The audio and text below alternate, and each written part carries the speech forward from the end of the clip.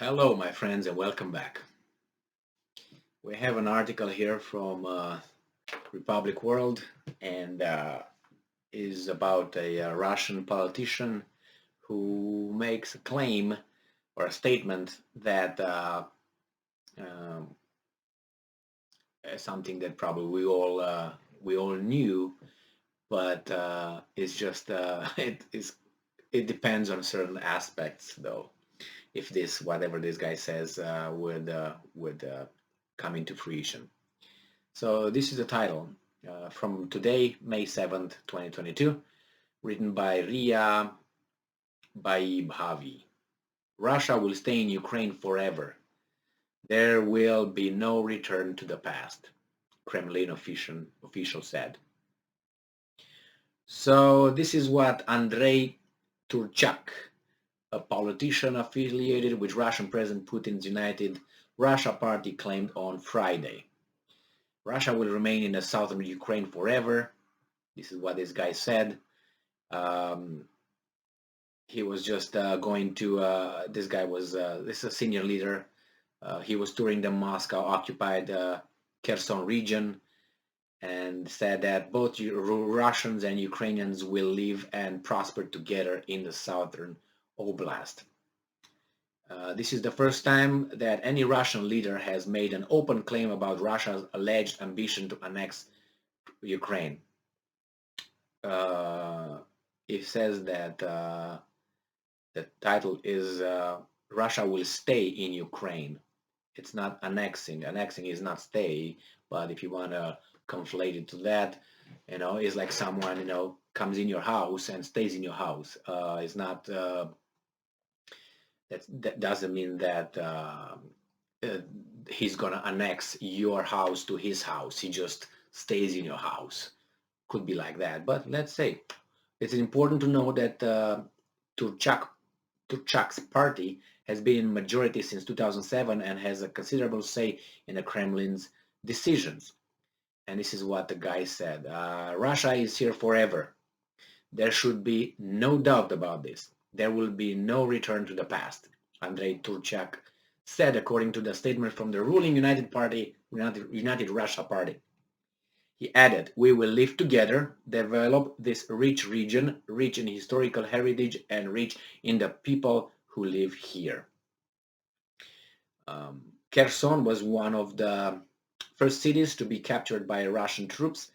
The southern city in the current suffering from a shortage is currently suffering from a shortage of medication, food, and other essentials. However, Turchak said that after the war gets over, Moscow would open a humanitarian center in the city for the delivery of food, medicine, and essentials. Yeah, that should be done, it's for sure. Now, all this is true, or not this is true, all this is possible if Russia will succeed in clearing everything over there. But as of now, this is a perpetual war.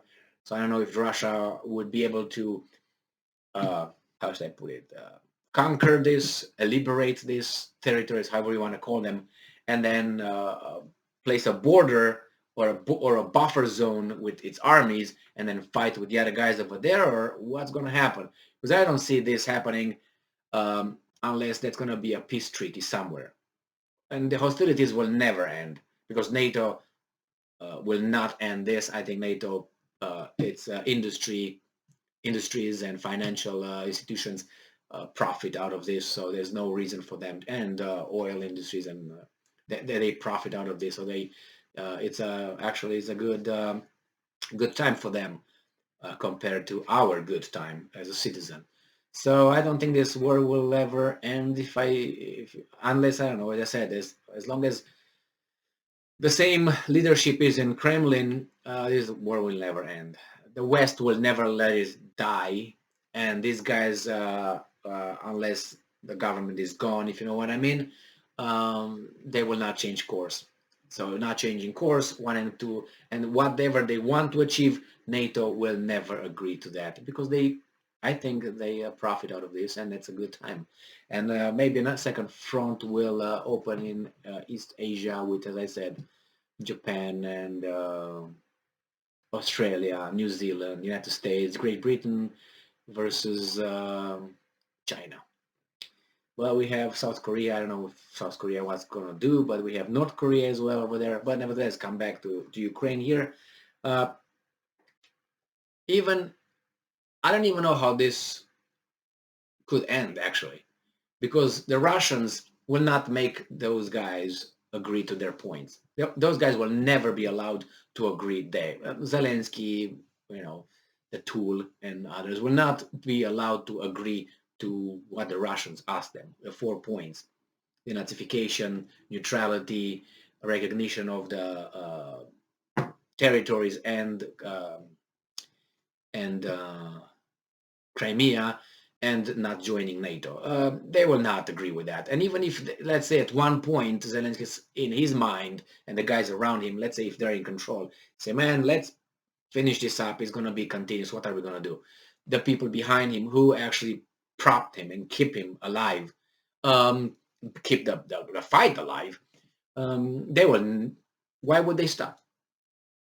Why would they stop? They're thousands of miles away from this incident. Why? We're going to have a crisis here. We're going to have high inflation. We have shortages. All of this. Who cares? Other people profit out of that. Other people profit, and it's a shifting in economic interest and dominance in Europe at this point, where you see the Russians are out and the Americans are in with the weapons again. We have this Russian threat, so they all want weapons. The weapons are coming only from NATO, which is United States mostly. So they will provide this. They will provide liquefied natural gas. They will try to. So they cover the market. So what's wrong with that? They will give funds. They will aid.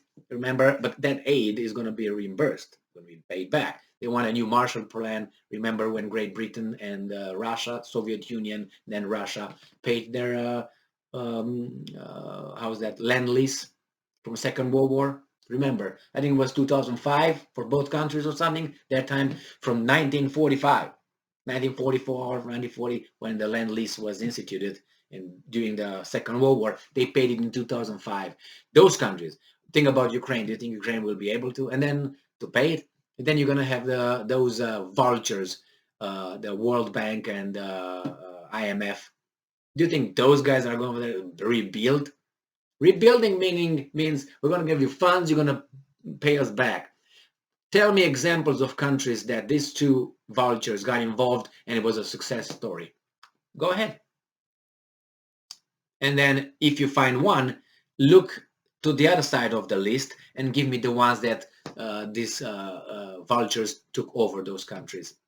Tell me about it. Go and have many examples. Africa, Eastern Europe, you have Asia. Give me a success story. And don't give me a success story that, oh, this is the GDP. Not the GDP, how people live. Because a country with a high GDP, that GDP goes to a certain, if you're taxed like hell and you sell only diamonds, you know what I mean, or oil, you're going to have a GDP, but then how do people live? That's what matters. I don't care if it has high GDP and people are poor. Lower GDP and people doing better. That's what I care. But anyway, IMF is to help and World Bank. Yeah, okay. So nevertheless, nobody has any doubts on Russia taking those regions, attach them, whatever you want to call that. Referendum, freedom and democracy. Remember that? The Gulf War, freedom and democracy, spreading it, and so on. They're using the same tactic. But they learned from Second World War. They learned from U.S. Mexican War. Remember the Texas freedom, and our people are hurt over there. American blood was spilled on the Rio Grande border, whatever. All that. Just look at that, and then you see who learned what from where. Thank you very much for being with me again today. Stay strong, stay smart, look for the truth, and be just.